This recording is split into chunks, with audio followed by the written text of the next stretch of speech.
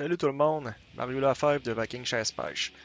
Je vais vous montrer aujourd'hui comment je m'y prends pour travailler avec forêt ouverte. C'est très pratique pour faire la prospection de vos terrains de chasse. Fait que tout d'abord, vous allez sur forêt ouverte. Vous pouvez y accéder à partir de mon site aussi. Ici dans prospection, vous descendez et vous allez forêt ouverte ici. Fait que vous cliquez ici. Comme ça. Vous venez ici dans le menu en haut à gauche. Vous choisissez les cartes prédéfinies. Moi, j'utilise celle de la chasse, évidemment. Ça va ouvrir comme ça ici. Dans mon cas, je veux trouver le secteur 26 de la réserve faunique de Matane. Comment je m'y prends? Bon, premièrement, je vais aller sur le site de la CEPAC. Dans Informations ici, ben, vous commencez par choisir votre réserve faunique, comme ça ici. Je m'en vais dans Matane. Dans Informations ici, vous descendez complètement dans le bas. Cartothèque, ici, chasse à l'orignal. Et je vais ouvrir la carte générale des secteurs pour commencer, pour me situer. Ici, on a la carte, on va la laisser downloader. Bon, je cherche la zone 26, elle est ici. Bon, pour me situer, comment je vais m'y prendre? Il y a toujours les points GPS, mais c'est pas tout le monde qui est à l'aise avec ça. Fait que je vais me prendre un ou deux points de repère. Fait qu'on sait que c'est à Matane. Ici, on a un gros lac, le lac Matane, qui va être facilement visuellement reconnaissable sur l'autre carte. Et ici, on a la grosse étang à truite. Donc, avec ces deux points visuels-là, je vais être capable de me référencer sur mon forêt ouverte. Fait que je vais y retourner. Je vais me diriger dans le coin de Matane. Ici. Ce qui est le fun. Et on me dit la réserve faunique de Matane est ici. Fait que je m'en viens ici. Je ne zoomerai pas trop. Ensuite, ce que je vais faire, je vais venir enlever les différentes zones d'exploitation. Réserve faunique. Ah, vous voyez, on voit tout de suite le lac Matane que j'ai visualisé tantôt et le étang à truite. Vous pouvez continuer à zoomer un petit peu là-dessus.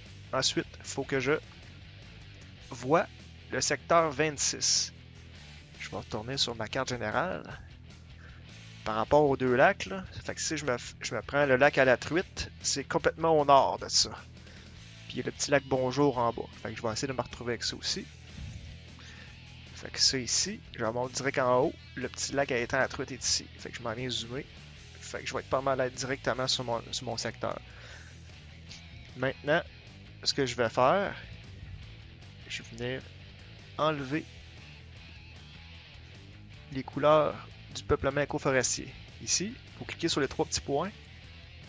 Et dans le bas, ça ouvre une option. Vous avez la goutte d'eau aussi, c'est pour l'opacité des couleurs. Moi, je travaille avec seulement 10%. Et voilà. Ensuite de ça, je viens ouvrir les services d'imagerie gouvernement du Québec, qui est dans le fond les cartes satellites. Oup. Comme ça. Je vais retourner sur mon secteur 26, maintenant que j'ai zoomé. Il est ici. On a encore le petit lac Bonjour ici. On peut voir qu'il y a deux nouveaux bouchers qui sont ici, en orange. Et je vais aller voir sur mon forêt ouverte. Oh, voilà. J'ai mes deux nouveaux bouchers qui sont ici. Fait que, à partir de là, je vais être bon pour commencer à travailler avec mon forêt ouverte. Cependant, ce que je viens faire aussi, je viens ouvrir les courbes de niveau. Pour visualiser vraiment là, les courbes et les dénivelés de notre terrain. Wow! On peut voir que c'est un secteur très montagneux.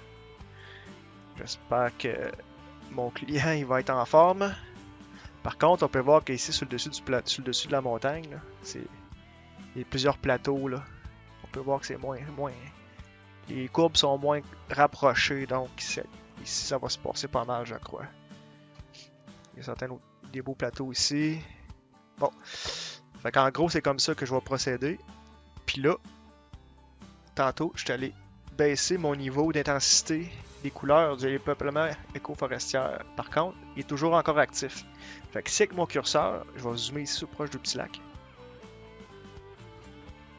Ici, avec mon curseur, je veux savoir qu'est-ce qui est l'essence de bois ici. Je clique un coup. Et voilà. Une nouvelle fenêtre qui apparaît en bas. Vous pouvez aller voir sur Peuplement éco-forestier, puis ça va vous donner tous les détails concernant ce petit parcelle ici. Donc, on peut voir que c'est du résineux, avec un couvert de 50 à 59, avec une moyenne de 55. Ça, je regarde beaucoup ça. C'est très important. La hauteur aussi.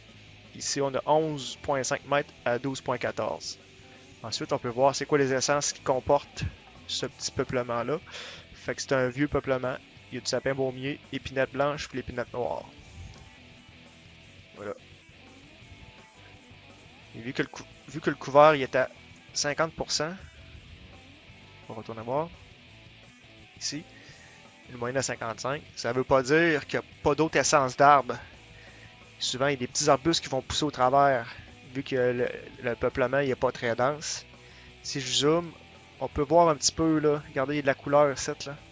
Puis ça, c'est des petits arbustes qui poussent entre les épinettes. Puis ça, c'est pas tout le temps indiqué sur le peuplement écoforestier. Fait que c'est quelque chose à prendre en considération. Plus le couvert va être dense, moins qu'il va y avoir des petits arbres en sous-couche. Plus que le couvert va être ouvert, je vous dirais de 30 à 60, là, il y a des bonnes chances de vous trouver beaucoup de petits arbustes où ce que l'orignal va se régaler là-dedans. Donc, on n'est pas obligé de toujours courir après les feuillus ou les forêts mixtes sur notre territoire.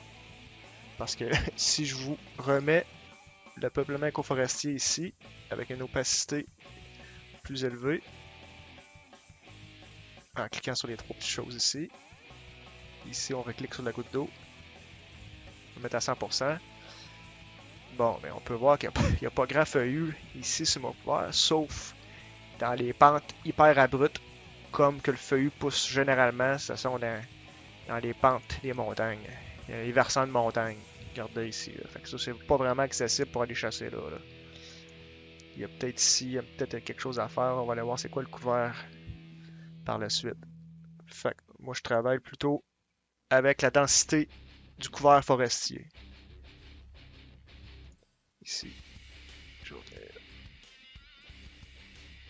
Peuplement écoforestier.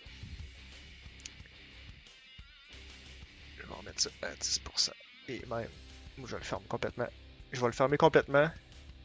J'aime mieux travailler même. J'aime mieux voir vraiment le détail de la carte satellite. Puis juste avec ma souris, je suis capable de cliquer à différents endroits pour savoir c'est quoi l'essence d'arbre, c'est quoi la densité qu'on retrouve sur la carte. Bon, c'est pas mal ça que je voulais vous dire pour la forêt ouverte. Fait que c'est un outil que j'utilise beaucoup pour la prospection des territoires de chasse à l'orignal. Ça peut servir au chevreuil aussi. Ça peut servir même aussi à la pêche. Là. Si vous voulez faire du portage, des fois, là, avec les lignes, les courbes de niveau, la densité, on peut savoir là, vers où passer pour faire le portage du canot ou de la chaloupe. Là. Ça l'aide vraiment aussi. Bon, ben, j'espère que ça vous a éclairci un petit peu. Puis je vais vous démontrer plus tard dans d'autres vidéos comment faire la prospection avec les différents outils satellites. Merci.